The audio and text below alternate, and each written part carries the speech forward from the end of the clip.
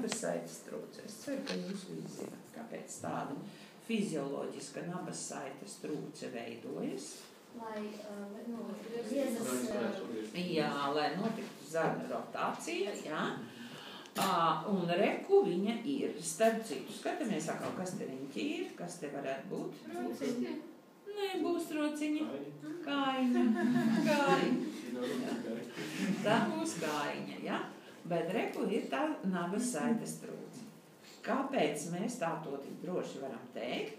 Tāpēc, ka mēs jau sākumā skatījāmies, kāda izskatās nabas saite, ja?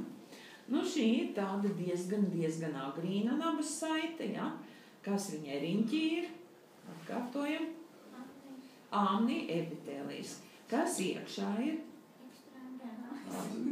Ekstra embrionālā mezoderma, kas ir vēl tāda ar diezgan maz šūnām un diezgan tāda ūdeņaina. Un vēl, ko mēs šitie smuku redzam?